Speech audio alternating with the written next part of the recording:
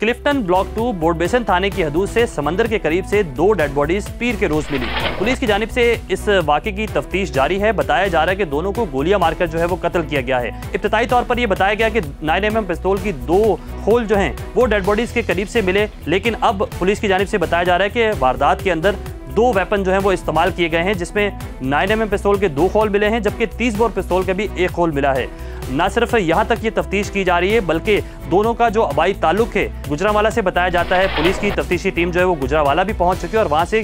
11 अफराद को जो है वो हिरासत में लिया है। इन 11 अफराद को क्यों हिरासत में लिया गया है, जब इस हवाले से तफ्तीशी काम से हम बात कर रहे हैं तो उनकी जानिब से बताया जाता है कि एक इस वाक़े का मुकदमा दर्ज होता है गुजरांवाला में। जो इस वाक़े के अंदर दोनों मकतूलीन हैं, जिसमें मकतूला का नाम सना बताया जाता है और जो मकतूल है उसका नाम जो है वो साजिद बताया जाता है। सना के भाई है वकास, उसकी जानिब से एक मुकदमा दर्ज करवाया जाता है गुजरांवाला में 17 जुलाई को, और उस मुकदमे में ये कहा जाता है कि सना को जो है वो अगवा कर लिया गया है। चूँकि मुकदमा अगवा का दर्ज होता है तो उसमें ये बताया जाता है कि सना को अगवा कर लिया गया है और 4 अफराद को नामजद भी किया जाता है इस मुकदमे में। पुलिस को इस मुकदमे की कॉपी जब कराची में मौसूल होती है तो वहाँ से तफ्तीश को आगे बढ़ाया गया और फिर गुजरांवाला में जब कराची की पुलिस की तफ्तीशी टीम वहाँ पहुँची तो उन्होंने जो है वो वहाँ से 11 अफराद को हिरासत में लिया। हिरासत में लेने के बाद उनसे पूछगछ जारी है, जबकि साथ साथ ये भी बताया जा रहा है कि जो सना का भाई है वकास,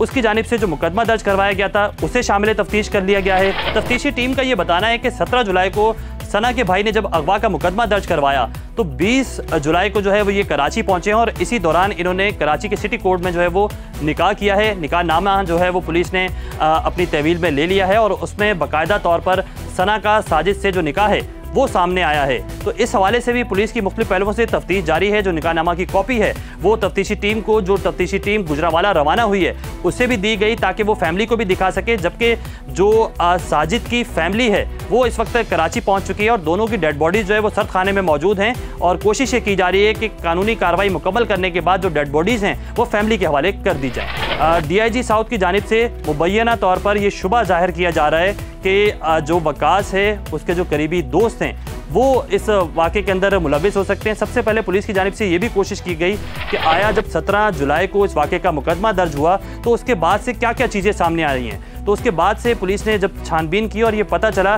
कि वकास जो है उसकी कोई ट्रैवलिंग हिस्ट्री जो है वो कराची की नहीं हुई है, लेकिन उसका जो करीबी दोस्त है जिसको पुलिस ने अब हिरासत में लिया है उसकी ट्रैवलिंग हिस्ट्री जो है वो कराची की हुई और उसके बाद से उसे भी जो है वो अब शामिल तफ्तीश कर लिया गया। और साथ साथ जो इसमें साजिद नामी शख्स जिसकी लाश मिली है उसके हवाले से उसका वालिद जो है आरिफ, जिसका नाम बताया जाता है, उनका एक बयान लिया गया। वालिद की जानिब से भी 5 अफराद को मुकदमे में नामजद करने का कहा गया है। इस वाक़े के फौरी बाद बोडबेसन थाने में एक मुकदमा दर्ज किया गया, जो मुकदमा जो है वो कत्ल की दिफात के तहत दर्ज किया गया और वालिद की जानिब से ये दावा किया जा रहा है कि वो मुकदमा नामालूम अफराद के खिलाफ दर्ज किया गया था। उस मुकदमे के अंदर 5 अफराद को जो है वो नामजद किया जाए। तो पुलिस ना सिर्फ इस वाक़े को कराची में रहते हुए मुख्तलिफ पहलुओं से तफ्तीश कर रही है, बल्कि गुजरांवाला के इलाके में भी मुख्तलिफ पहलुओं से तफ्तीश भी कर रही है। कराची से गई हुई टीम वहाँ मौजूद है और वहाँ से जो 11 अफराद को हिरासत में लिया गया है उनसे पूछगछ भी की जा रही है।